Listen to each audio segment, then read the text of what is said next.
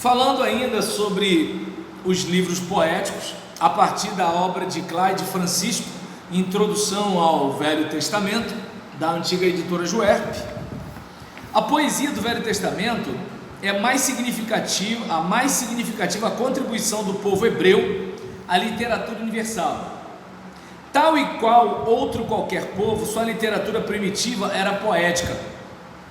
Não dispomos no Velho Testamento de um conjunto completo dos escritos poéticos israelitas. Apenas alguns poemas de significação religiosa foram incluídos nos livros sagrados e nem todos estão no cânon. Diz-se que, abre aspas, Salomão produziu 3.000 provérbios e 1.005 odes ou cantos, fecha aspas. Comentaristas bíblicos destacam algumas produções literárias das coleções de poesias conhecidas como, abre aspas, as guerras de Yahvé ou as guerras do Senhor, fecha aspas, Números 21:14, e, abre aspas, o livro de Jazar, fecha aspas, Josué 10:12. Essa poesia lírica era essencialmente popular no antigo Israel, o que atesta o número de sinônimos em hebraico dos hinos, dos quais há pelo menos 13. Somente as ideias comuns admitem muitas e diferentes palavras para expressá-las. A existência em hebraico, língua pobre de sinônimo, de 13 palavras para indicar hino ou cântico, sugere o largo cultivo da poesia no antigo Israel. A poesia hebraica tem dois característicos distintos, a de tônica acentuada e a de paralelismo. As linhas particulares, isoladas, são compostas em modelos próprios. Os versos usuais têm 3 tônicas e às vezes 2 ou 4. Como os poetas gregos e ingleses, os hebreus consideravam apenas as sílabas tônicas ao compor uma linha de verso, permitindo a inserção de 3 e até 4 sílabas atônicas entre as tônicas. As linhas soltas são enfeixadas e conhecidas como paralelismo, que é mais um ritmo do que mesmo um gênero da forma que apresentam. São 3 as mais comuns variedades. Primeiro, sinônimo, no qual uma segunda linha, em termos diferentes, repete o pensamento da primeira. Aquele que se assenta nos céus se rirá. Ponto e vírgula. O Senhor zombará deles. Salmo 2, versículo 4. Ponto. Filho meu, ouve a instrução de teu pai e não te esqueças do ensino de tua mãe. Provérbios 1:8. Jó capítulo 2, verso 22 ao 11, deixa eu ver aqui, aqui está dizendo que é uma forma muito comum em Jó. Falamos do paralelismo, que lida com o sinônimo, e agora o paralelismo antitético, no qual a segunda linha está em contraste com a primeira. Tem como exemplo Provérbios 10, versos 1, 5 e 7. A maioria dos 376 versos em Provérbios 10, versículo 1 e 22, versículo 16, são antitéticos. Terceiro modelo, paralelismo sintético ou progressivo, no qual a segunda linha complementa a primeira, oferecendo ambas um pensamento completo. Provérbios 1, versículo 10, Provérbios 3, versículo 27 a 30. Existem outras variedades dignas de nota. Paralelismo climático, que é um ritmo ascendente, no qual a segunda linha usa palavras da primeira e as completa. Tributai ao Senhor, vós filhos de Deus. Tributai ao Senhor, glória e força. Salmo 29:1. Cessaram os juízes em Israel, cessaram, até que eu, Débora, me levantei. Eu me levantei, mãe em Israel. Juízes 5, 7. Compare a poesia gradativa em alguns dos salmos peregrinos, ou salmo de ascensão. Salmo 121, versículos 1 e 2, Salmo 121, versículo 3 e 4, versículo 4 e 5, versículo 7 e 8, e Salmo 122, versículos 2 e 3. Vimos aqui o paralelismo climático, mas tem também o paralelismo introvertido, no qual a primeira linha corresponde com a quarta e a segunda com a terceira. Filho meu, se teu coração for sábio, meu coração se alegrará também, meu coração se rejubilará quando os teus lábios falarem coisas retas. Perceberam? É sempre provérbio. Sim, mas aqui o que está dizendo é o tipo de paralelismo, é um paralelismo introvertido. Filho meu, se teu coração for sábio, meu coração se alegrará também. Aí vem, meu coração se rejubilará. Está praticamente dizendo a mesma coisa do outro. Quando os teus lábios falarem coisas retas. Provérbios 23, versículo 15 a 16.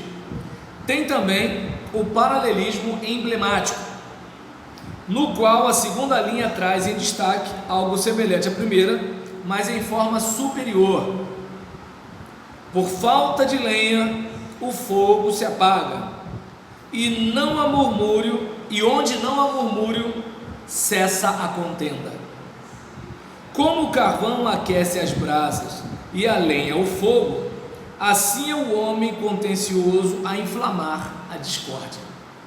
Então você viu lenha, fogo, murmúrio, contenda, carvão, brasa, homem contencioso e inflama a discórdia. Provérbios 26, versículo 20. Continuando aqui, as linhas da poesia hebraica são vigorosamente agrupadas. Em alguns poemas, as estrofes são facilmente distinguidas. Ocasionalmente, o estribilho ou o coro vem ao fim de cada estrofe.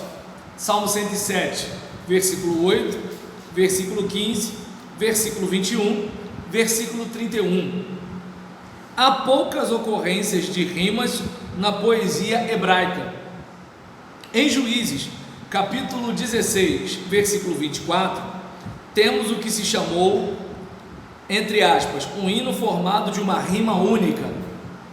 Há uma rima repetida no primeiro verso do Salmo 14. O autor de Isaías 40 a 66 ocasionalmente faz alguma rima. Em outras palavras, a poesia de Israel omite essa característica, tão essencial à nossa ideia de poesia. Ele chega a citar um autor chamado C.C. Torrey, dizendo que esse autor sugere que talvez a poesia secular hebraica usasse mais a rima do que a canônica, e os escritos sagrados a tinham como, abre aspas, demasiado vulgar para ser empregado em composições sérias. Seja essa a razão ou não, a poesia bíblica emprega, de preferência, os chamados versos livres, mais do que qualquer outra forma. Consequentemente, na tradução, sofre um pouco. Entretanto, apresenta muitas vezes um enigma para o tradutor, que não sabe se trata de uma passagem em prova rimada ou se em poesia de versos livres. Os escritores hebreus, especialmente em suas passagens mais exaltadas, vencem facilmente a diferença entre prosa e poesia, desde que a língua favoreça tais transcrições. Não obstante, em livros como os Salmos, Cânticos e Jó, não há objeções quanto à poesia natural. Estudiosos têm muitas vezes se referido à grande diferença entre a poesia religiosa inglesa, muita da qual é considerada literalmente de nenhuma valia, e a real poesia da Bíblia. Há nestas composições israelitas uma força que liga o patriotismo com a aspiração moral, produzindo uma poesia que eleva às alturas celestiais, embora jogada aos vales terrenos. A efetividade da poesia hebraica é grandemente devida à sua liberdade de abstrações. Sempre apela aos sentimentos fundamentais. No intuito de expressar seu desespero, o salmista designa as sensações que o caracterizam com as expressões, abre aspas, minha garganta está seca, fecha. Abre aspas, meus olhos falham, fecha. Abre aspas, eu mergulho em profundas dificuldades e não encontro lugar firme, fecha aspas, ponto. O terror da noite é expresso por Elifaz, Jó capítulo 4, versículos 12 a 17. Com o tremor dos ossos, eriçamento dos cabelos, silêncio mortal e a visão de objetos indefinidos. Muitas vezes, em lugar de distinguir a sensação, o poeta simplesmente nomeia o objeto que invariavelmente a produz. Quando o autor do Salmo 65, versículos 9 a 13, apresenta o que Deus está fazendo com a terra que criou, o faz em termos de uma ardente sensação num dia quente da primavera. Não há resultado mais trágico do que a interpretação de uma passagem poética por um teólogo prosaico. Nunca tiveram melhor aplicação no caso as palavras de Paulo, abre aspas, a letra mata, mas o Espírito vivifica, segundo aos Coríntios 3, 6, abre aspas, o poeta deve ter a liberdade de dizer as coisas da maneira que quiser e, muitas vezes, lida com sentimentos e aspirações que se perdem no realismo da linguagem, como Jacó, que lutou com o anjo. Isto deve ser lido com simpatia espiritual e cooperação. Suas palavras simples não devem ser consideradas como cortesias etimológicas, nem suas afirmativas isoladas como fórmulas teológicas. Fecha aspas. É muito fácil perceber-se o absurdo de uma interpretação literal da poesia. Sabem todos que isso não deve ser feito. Quando se lê no Cântico de Débora, dos céus lutaram as estrelas, de suas órbitas lutaram contra Císera, o leitor verifica logo que as estrelas não brandiram suas espadas e entraram em luta. É apenas uma figura poética de imaginação que apresenta o fato de que todo o universo de Deus estava aguerrido contra tal homem maligno. Outra vez, quando o livro de Jó se refere ao tempo da criação, abre aspas, quando as estrelas da manhã cantaram juntas, fecha aspas, Jó 38, 7. O leitor não deve imaginar uma reunião de estrelas cantando um hino, mas admitir que o poeta deseja apresentar-nos a alegria do universo de Deus na linguagem da imaginação. O autor do Salmo 114, descrevendo a libertação dos israelitas do Egito, assim se expressa: o mar o viu e transbordou, o Jordão voltou da sua correnteza, as montanhas pularam como carneiros, as colinas como cordeiros. Nada mais jocoso seria tomar-se esse quadro literalmente, interpretar-se as passagens poéticas do Velho Testamento de qualquer outra forma, além da exaltação, como se apresentam de qualquer outra forma, é ignorar o método divino que escolhe poetas acima de todos os outros, a fim de acenar aos homens do passado e do futuro. Só para ficar claro, certo? Qualificações da poesia hebraica: 1. Lírica. 2. Gnômico ou proverbial. 3. Dramático. 4. Elegíaco. Lírica. Há muitos exemplos de tais cantos nos livros históricos. Os salmos são uma imperecível coleção de lirismo religioso. Gnômico ou proverbial.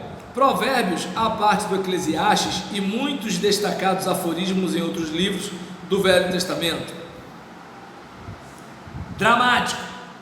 Jó, um poema didático. Cânticos, um canto de amor. O livro de Jó tem sido com precisão chamado, abre aspas, a epopeia da vida interior, fecha aspas, centralizando principalmente a luta de Jó contra a dúvida. Jó e os cânticos jamais foram levados ao palco. Elegíaco, lamentações. Paraclades, lamentações está nos poéticos e não nos proféticos. Há outros cânticos fúnebres nos livros históricos e nos profetas. Conferir segundo o livro de Samuel, capítulo 1, versículo 19 a 27, e conferir também Amós, capítulo 5, versículo de 1 a 3. Então a gente viu aqui algumas designações, algumas qualificações dos livros poéticos no Antigo Testamento.